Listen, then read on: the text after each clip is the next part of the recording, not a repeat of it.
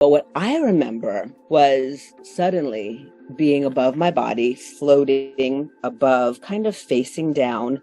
And the height would have been about the height of the top of telephone poles. We were outside. That's kind of about how it felt. I was looking down and I saw this mangled little blonde-haired girl, and it was surprising that I saw that it was me. And I was looking at me and the scene and the whole scene as if I was watching a movie, literally. If you've ever been to a movie and then went back home, the space that I was looking down at my body was a place that I had been before, and it's a place that I believe that I will be again. And I was watching almost like a movie. Behind me, I never turned around, but behind me was an essence of love. It was this loving being that was behind me over my shoulder watching with me. And there was colorful light emanating from behind me. I never turned around to look at it, but it looked like the scene I was looking at was almost black and white in comparison to the light that was shining behind me. And I'm watching this child, and at that moment, there was a gentleman that was kneeling over me. This was 1974, so it was a long time ago. And the guy was in style. He had curly hair and a mustache, kind of like Sonny Bono from Sonny and Cher. He had bell-bottom jeans on, and he was kneeling and hands over my body, and he had never seen anything like this. This is what I was feeling from him. He was devastated. This was the most traumatic moment he'd ever seen in his life, and he didn't know what to do for me, but I could feel his empathy and I could feel his thoughts. He didn't know if he should pray. He didn't know if he should start CPR. He was thinking of blowing in my mouth. I could hear his thoughts as if, I was reading his mind. And the ground around my head, everything that I saw was so detailed. Like I could see the little shadow of the pebbles that I remember thinking the sun would shine differently. It would look a little different because the shadows from the pebbles. I actually saw the blood that was pulled around my head.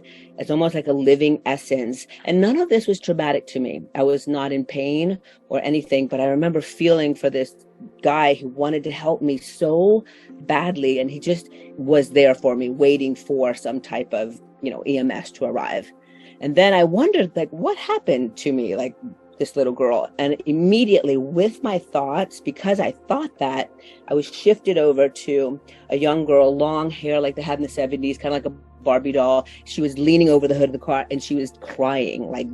She was in so much trouble. She felt bad because she just hit 2 children. She was in her teens, but I don't know the exact details, but she wasn't supposed to be driving the car that day, or she wasn't supposed to be speeding. She was going to be in so much trouble for this, and she felt terrible and she was worried. So she was the person who had hit us. And then I could hear someone talking to my sister. My sister's name was Terry. She's 7 years older than me. I had 3 older brothers, and then my sister, and then 3 more boys, and then a girl. There were 8 kids in my family. So I could hear, my sister was my hero at that time. We shared a room together. She was my protector. I was her little, girl that, she wanted a sister so bad because she had so many brothers. I could hear her in the distance. People were saying, go to her, she's calling you. And I could see this little girl's mangled body. My leg was bent backwards. I could see my lips moving, but I don't recall what I was saying, but apparently I was calling for her. So immediately when I thought of my sister, it panned me over to her. And what I saw of my sister was remarkable. What I saw of my sister at that moment when I was calling to her, she was saying to the group of girls around her, I can't go to her. It was too much for her. My sister was my mother's helper, and she had a huge responsibility. She helped take care of all the boys. She helped to clean up and do all of the things. And the responsibility that she was given at that age was too much for her.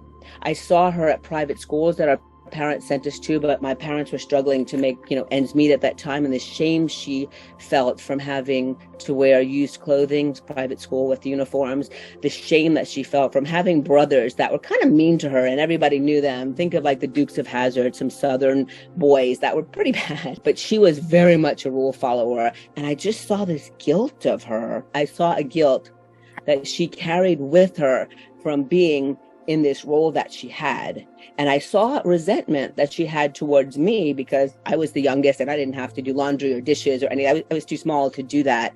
And it was as if she was fighting a battle that didn't exist. She took it on much more seriously than maybe she should have. And it was eye-opening to me, because if she would have just told me that, which she never, ever mentioned, then I would have just thought, like, I'm sorry, I can't really, too bad for you kind of thing. But I felt how she felt. And because of that, I've always had an unconditional love for my sister, because I know what she went through and how hard that is. As we got older, we probably would have gone separate ways. We have different lives. But because of that, I always have and always will have unconditional love for my sister. She couldn't come to me then because it was too much for the life that she had been living thus far. She was always afraid that one of my brothers or someone was going to die, because they were bad doing, whatever, boys do. And here she was at that moment when her little sister might be dying and she couldn't go to me.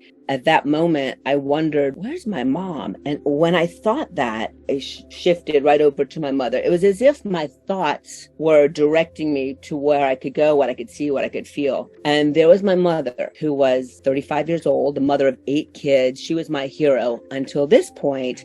Every day of my life, when I woke up in the morning, my mom was awake. And every night when I went to bed, my mother was awake. I've never seen my mom sleep. I've never seen her wearing pajamas. She was busy, and she was doing the best job you could even imagine, taking care of 8 kids. She was incredible. So I saw her, and when I saw my mother, I saw things that there's nothing that a child my age could have known. I saw the shame that she went through from having a child so young. I don't know if she had finished high school, and the family members that were involved with her, marrying my dad, may or may not have been all that happy about her getting married at such a young age, or maybe it just wasn't a complete acceptance of her.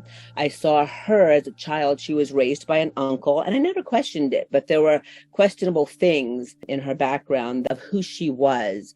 And then I was shown, and I'm watching this with this entity, and I was shown a field of which was kind of multicolored flowers that were almost weed flowers with some thorns in it. And there was a white flower that was representation of my mother. And this white flower had been overlooked, like she was living this life, and she was really like a pure, good soul amongst these, just average kind of things. So that was kind of surprising to see that about my mother. I looked closely, and my lips were moving again. I don't know what I was saying. I wasn't in pain.